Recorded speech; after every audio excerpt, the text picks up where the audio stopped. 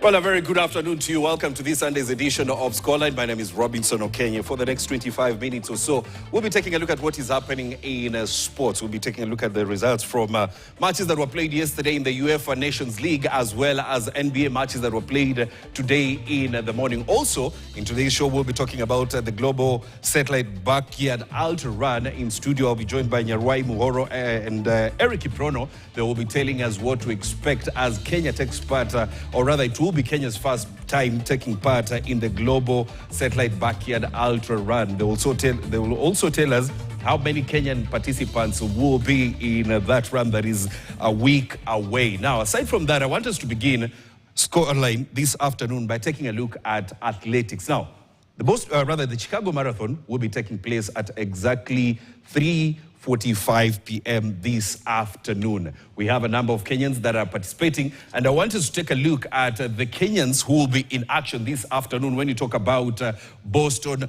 Chicago Marathon, I don't know why I'm confusing you with Boston. So Chicago Marathon, we have Ruth Chepngetich. Remember, she has a personal best time of 2 hours, 14 minutes and 18 seconds. And then you have Joycelyn Jepkosgei, who has a personal best of 2 hours, 16 and 24. And then we have Irene Cheptai, a personal best of 2 hours, 18 minutes and 22 seconds. And then Stacy Ndiwa, who has a personal best time of 2 hours, 25 minutes and 29 seconds. That's on the women's side. Now, on the men's side, we have Amos Kipruto, who has a personal best of 2 hours, 3 minutes and 13 seconds. And then Vincent Ngetich, who has a personal best of 2 hours, 3 minutes and 13 seconds. Also, then John Korir, personal best of 2 hours, 5 minutes and 1 second. And then Daniel Ebenyo is transitioning from the track to marathon. Today he makes his marathon debut. So we'll be waiting to see whether he can, or rather whether he has what it takes to dine with the big boys. Now, I want to still stick with the Chicago Marathon, and it's all about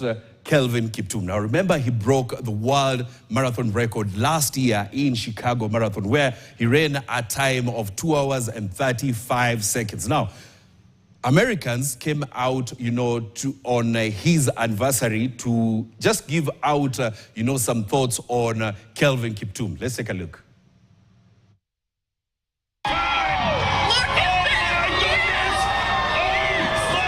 In 2023, Kenyan native Kelvin Kiptum would define new limits in long-distance running, breaking the world record on Chicago's course, running 26.2 miles in just 2 hours, 35 seconds. Magnificent athlete, also a magnificent individual. Executive Director Carrie Pinkowski was at the finish line, welcoming the world-renowned athlete in a warm embrace. And I think the whole running community was inspired that day. In February, he captured the world's attention once again. Kiptum and his coach, Gervais Hakizimana, died in a car accident in Kenya, sending shockwaves through the running community. He lived his life with so much joy, and I think his running demonstrated that. He was not scared to just go for it. He's indelibly etched in my mind and my heart and the heart of our team and the city, and obviously on the streets of Chicago. So.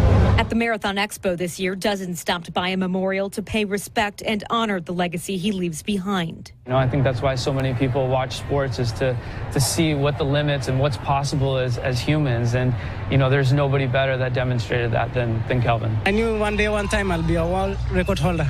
The 24-year-old with a smile larger than life had accomplished so much in so little time, leaving the world wondering what could have come next for a young man with so much promise. He was on the front end of his career. What he did was historic and amazing, but what he had to offer, he would have been the face of marathon running. And a memorable mark for marathons to come. I hope you remember Chicago, because Chicago will always remember you for this.